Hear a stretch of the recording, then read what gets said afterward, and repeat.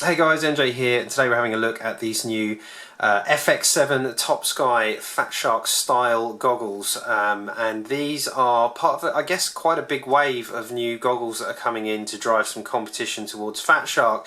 Not that long ago I reviewed the Aomway Commanders. You know, I've switched to those. I think they're really good at a great price point, and these are coming in just a fraction more than the Aomway Commanders, so up at that level in comparison with something like the EV100s, which are very cheap. There's a certain benchmark I'm expecting from these.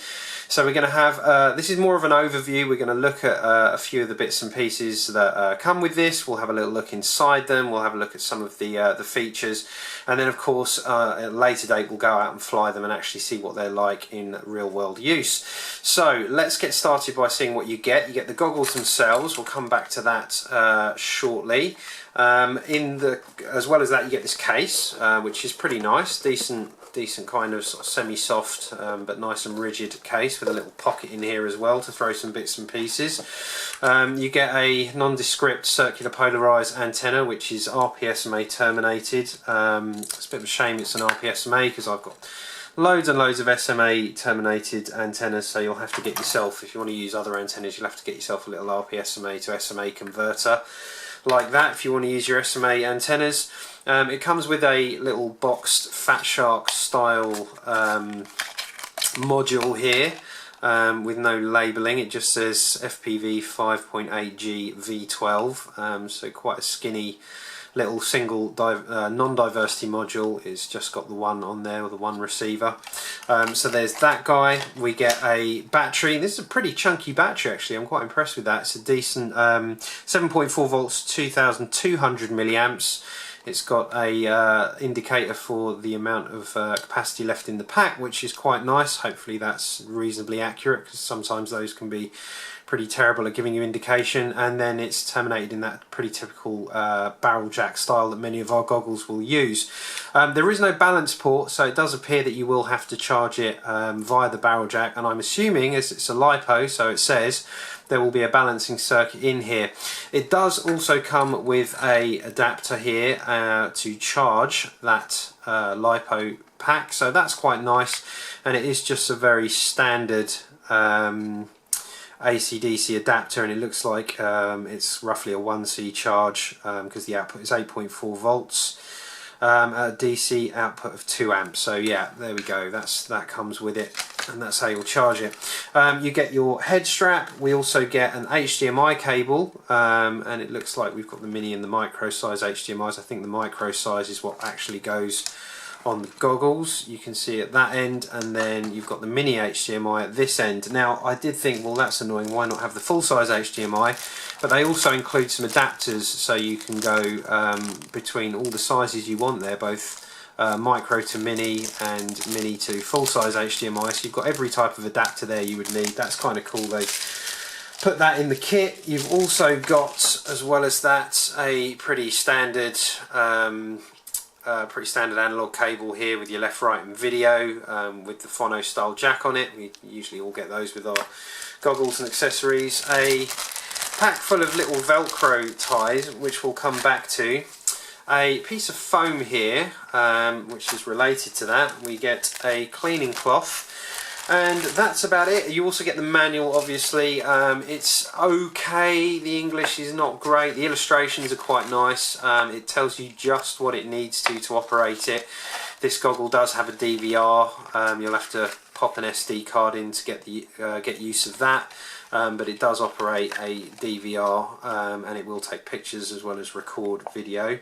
The screens are a 720p screen, so that's nice. That's quite a nice high resolution compared to what we normally have, and it's going to have a pretty nice big field of view. So I'll compare that certainly against things like the Aomway. It is a 16:9 display.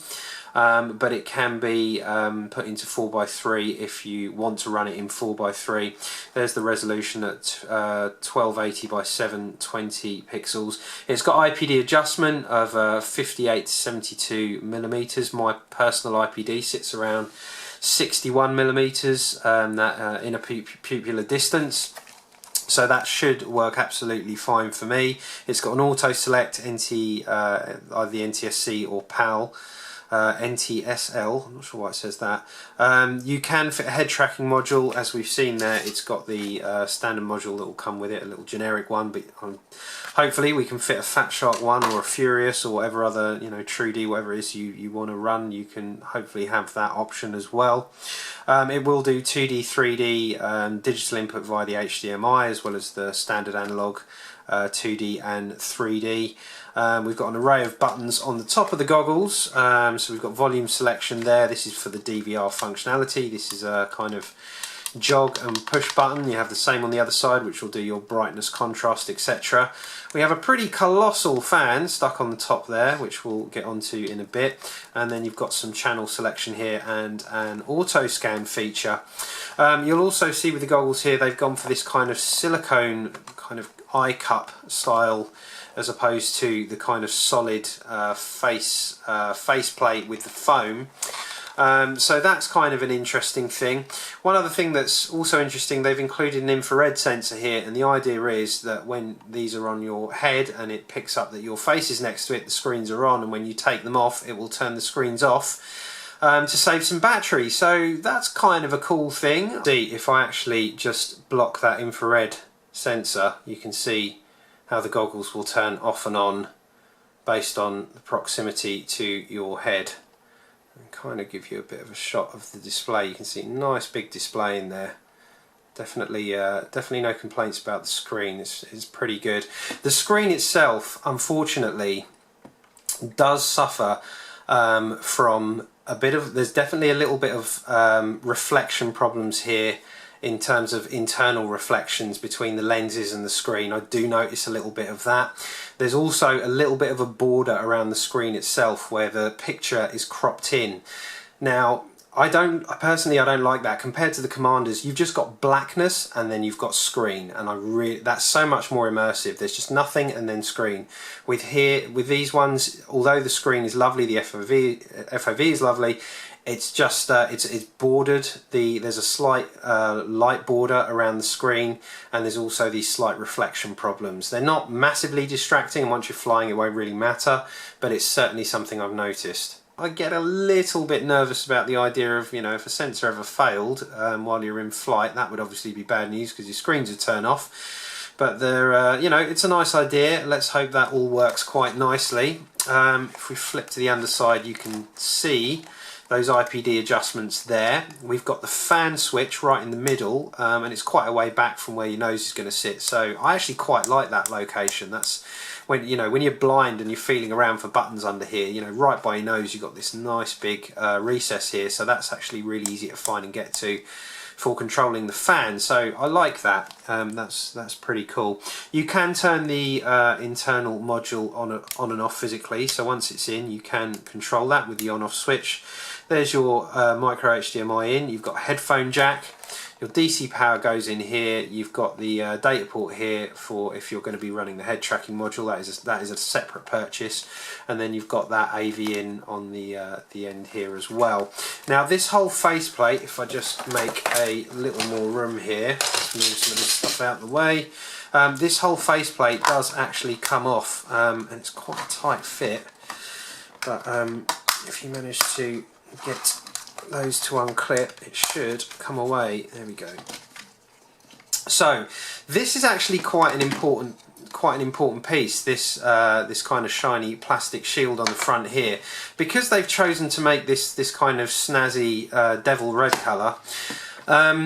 The plastic's thin enough where when light goes onto it, it will actually allow a little bit of light leaking and glowing. So having this, and you'll see here, you've got all kinds of holes and bits where light would get through if you didn't have this shield on. So it's quite important that this does actually go on. Flipping it over, you can see there's kind of these pretty big gaps here, and certainly, let me turn this over, you can probably see, can you see from the other side, if I move my hand, you can see how thin the material is here, and you can see that's going to be quite a light leak issue if you don't have this guy over the top of it to blacken it out.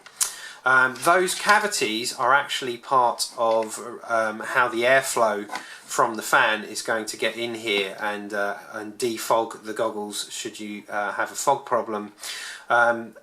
We'll go more into that at a later point. We'll come back to it. So that's kind of the main a main look at the front there, and with that shield off. On this side you've got, if you pull in here, this is the module bay. Now if we take our module and pop that in, you can see that's that very typical Fat Shark style pin system. We push that into place and there's our module. Now there's a few things that already concern me here. There's nothing really to hold this guy down. And certainly if we put this shield back on, you can see it's actually got holes for a second antenna if you wanted to run a diversity module in there. You just move those out. But if I push that into place, I'm not very happy about that. I don't know about you, but that's pretty lame. I don't think that was very well thought out. Really, they should have put some foam on the inside of this door to hold it in. So one thing you can do, I noticed when you get this box, you've got this little bit of foam that came in with the module. What I suggest you do, and already this is bad news, we're having a look at ways to make this better, is just to put that little bit of foam in there, and now when we clamp that down, right, now that feels solid. So really this door should have had some foam on the back of it. That's kind of a little bit rubbish that they didn't think of that, but yeah, keep hold of that bit of foam and at least that's one issue sorted. Now I don't know if you can see here, but this is a very shallow board. It's not a stack board with diversity in it where you've got a second RX in there as well. That's quite, you know, it's actually quite a deep module. This is a very skinny module, and you can see we're right on the edge of being able to fit in here. Now having a look at a picture of the standard Fat Shark diversity module, that will probably be fine. It has got a taller shield on front here, but I think looking at the picture, although I haven't got one here to test it, that should just get away with fitting under there and this going on. Now the bigger issue is this. We've already discussed that we need to keep this guy on, okay, because that is part of keeping this thing nice and black and preventing light leak. The only problem is I'm not going to snap it in place. But once that's on, that's fine. You can get the antenna clear, that's not a problem. What happens if your diversity module has a screen on it? Well, now you've got a problem, because you're not going to be able to get to your screen at all. What happens if you've got something like the Furious diversity module, where your buttons are on this side to operate it, so that you can see, you know, operate the channel scan or analyse the frequencies and see where it's noisy. All of that stuff is now completely blocked. So that to me was kind of a stupid idea. So this shield will not work with anything other than the module that's in there, and possibly just the standard Fat Shark one. If you want to put in your Furious or, you know, whatever, TrueD, whatever it is you're running into there, you're going to have issues. First of all, that shield on top there, that's just not going to work. But even if you ran with that off and you put this on, that is still covering all the important things that you need. So that's going to require modification. You're going to have to cut that away to be able to get to your module. So that to me is a bit of an instant fail. They should have either included a second one which had that cutaway, or just the main one had that cutaway already accommodated for. Let's talk a little bit about this silicone faceplate here. So it fits into these grooves, and for the most part I found it's pretty comfortable. It's not quite to the shape of my face. You see, as I've tried to put this back on, I haven't quite seated it properly.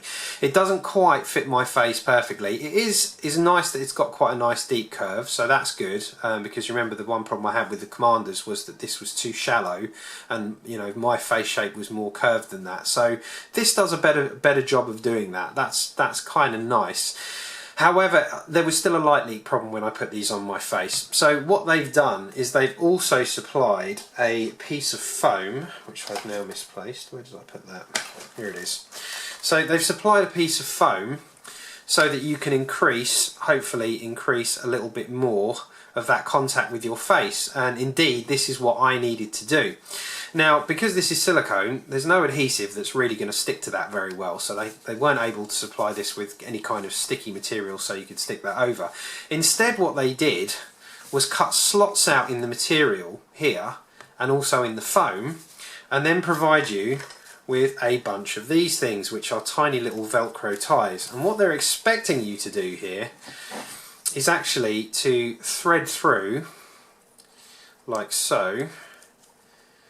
Let's just try and do one here for you. And even these Velcro bits, they're a bit annoying because the Velcro is on the you can't wrap these round like that because the Velcro is on the wrong side. It's actually this way. So they're expecting you to do this in 5 positions with each of them like that, and then with them all clamped down, that's how it's going to then fit on your face. And it's, I mean, that's a bit rubbish. I don't really think that's a terrific idea. And you've got these big flappy bits of Velcro everywhere holding them down.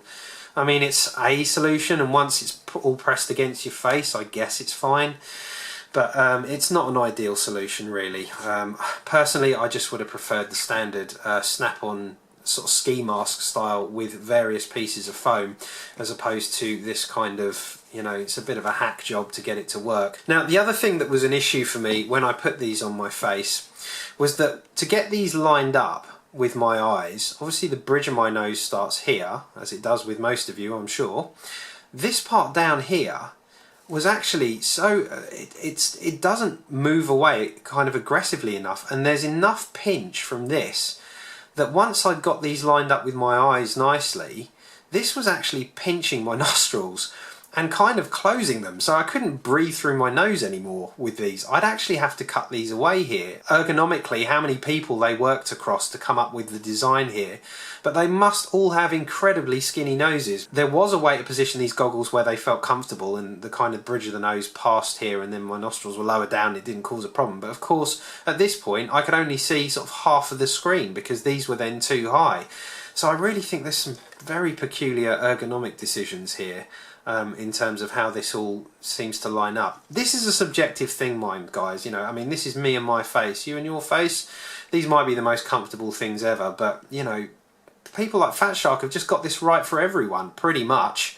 Even the Commanders, they've got you different layers of you know, foam to make it comfortable, but neither of those goggles, or even the EVs, have I found this problem where this is actually too narrow, too low, where it's actually pinching my nose and stopping me from breathing. So let's talk about this fan. It's got a pretty colossal fan stuck on the top there, and they do things a little differently. Unfortunately, it really isn't for the better what they've decided to do here. Normally, as with most of our goggles, and I can certainly show you this with my Aomway Commanders, what they do is they have a way to channel the air so that it comes in. There's little vent holes, they're a little hard to see here, but there are little channels where the air gets pulled in and then gently trickled in through these vent holes to actually make sure that they demist the goggles. Now, what Topsky have decided to do, for a reason, I mean, I just can't believe that this got through the final product.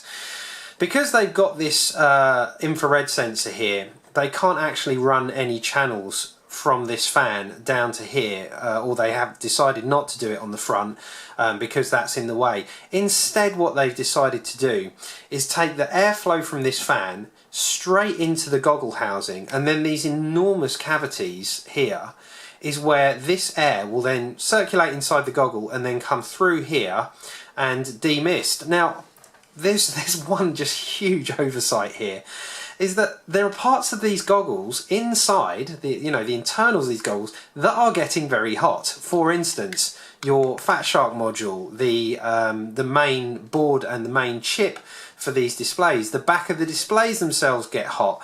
Everything inside of there is getting warm, and what they're doing is taking cold air in, mixing it up with all that warm air inside, and then blowing it in through these holes, these big cavities on the side, into this part where your eyes are. Now, there are two issues with this. First and foremost, hot air blowing on your eyeballs is not very nice. And when I say hot air, it's uncomfortably hot. I mean, that is literally like having someone point a hairdryer at your eyes. It dries your eyes out, and it's just warm air on your eyeballs. It's just never good. It's not nice at all. This is only exacerbated by the fact that they have chosen to use not only a large fan, but one that is doing an RPM that's completely unnecessary for these goggles. I mean, please put a step down regulator on this fan and run this at a lower RPM. It doesn't need to be working like a hairdryer. It's pressurizing all the hot air inside these goggles and then blowing out the sides, and By the time you know, 1 minute in, your eyeballs feel like they're hotter than the sun. It's insane. I mean, thank God they positioned this in an easy place to turn off and on, because you won't be able to deal with more than a minute of that being on before it either dries your eyes out or heats them up uncomfortably. Really terrible design idea. And if I just turn these on so you can hear what happens with this fan, this thing, you see how much RPM this thing picks up to?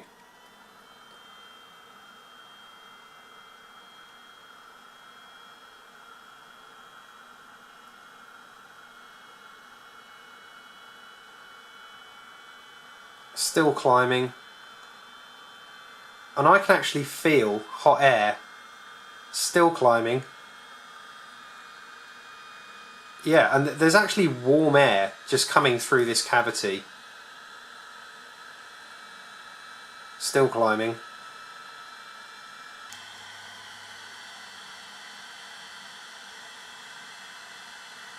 And I don't know how well you can hear that, but this thing is literally blowing like a hairdryer. That seems to have maxed out the RPM. That's slowly climbed over a course of about 30 seconds. And this has got to be taking some serious power from the battery as well. No wonder they've put such a chunky battery in there, because this fan is just going crazy fast, and I can feel the air, warm air, coming out around the lenses. It's just, that's just madness.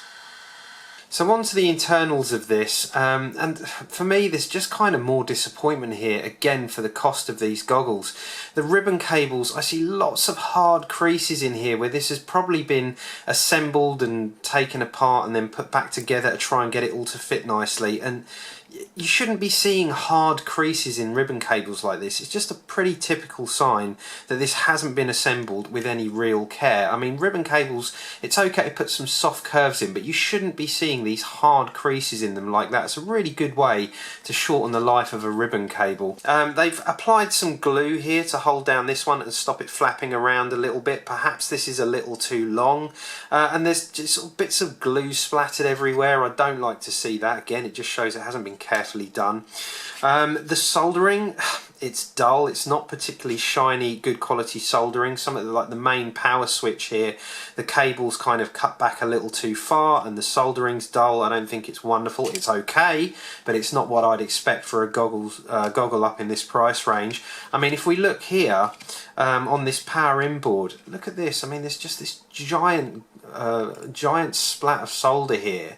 That hasn't been very well done. There's extra splats of solder on the board. I just don't expect this for this kind of price point. It's just not good enough. Possibly the worst offender for me. If I hold this straight, can you see what's wrong here? Can you see that this board is at an angle? And I thought, well, there's nothing catchment wise on the top that suggests this board should be sitting at this angle. We're closer to this top edge here and further away there. Now, upon closer inspection, I don't know how well this is you're going to be able to see this. In the mould, there's actually a slot here for this board to sit, which is absolutely fine. It should be sat in there.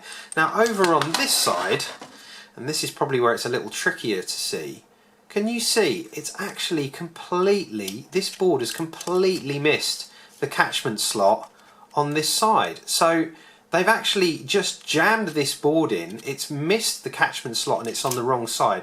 So this is actually bending the board the wrong way. You're actually putting pressure on the PCB, which is, that's terrible. I'm going to have to take this apart and reseat this board properly, because I'm just not cool with it like that. I think that's a really bad thing. So again, whoever's put this together, the care and attention for a goggle at this price is just not good enough. So one thing I've noticed as well, if you want to adjust the brightness, you actually have to enter the menu to be able to adjust brightness and contrast. It would have made a lot more sense, just like on the commanders, if you actually touch this, it just works. Left and right for brightness, up and down for contrast, or vice versa, would have been a much better idea. Instead, we have to go into a menu and then adjust it. I find that, you know, that's one step more than you really need to be doing. In terms of the DVR functionality, you would think that anything that requires an enter command would be a push on this button. It's not. Everything that requires an enter command is either forwards or backwards. If you want to start recording, you press backwards.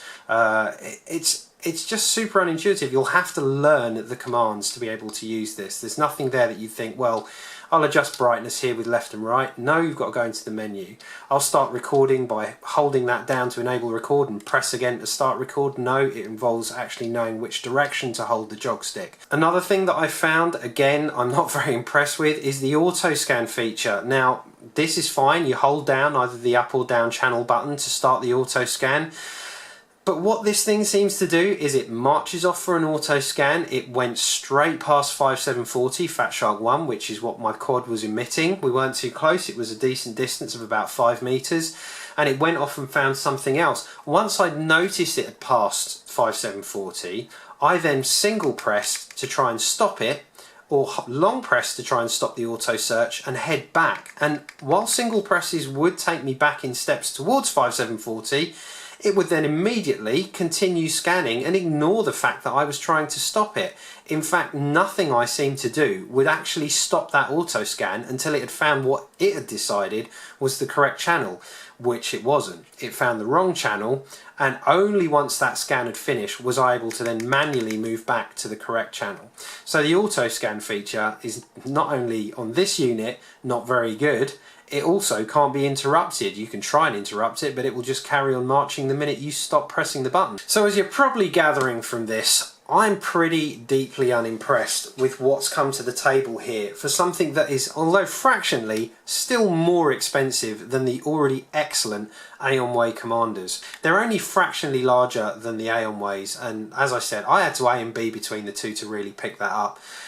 Everything else on this is just, there's just so many points of failure for me, and there's just no way I can recommend this. So this is my opinion, guys, and this is my, this is how this fits on my face, and there's a lot of subjectivity here, but from all the goggles I've used, these just come bottom of the pile for me right now. I'm just so unimpressed with them. I've still got to go out and fly them, so hold the fort.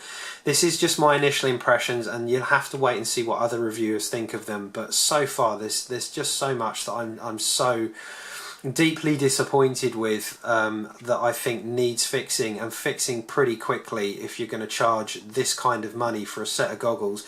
And when you've got something with diversity out the box like the Commanders, and the diversity on the Commanders stacks up against the Trudies and all the other decent modules out there. Joshua Bardwell's got a test that showed that.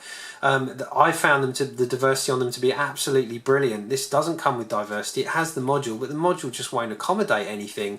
You're going to start running into trouble with having to start hacking up the shield, and yeah, it's just an endless run of problems that you're gonna have to deal with in order to get this where you want it.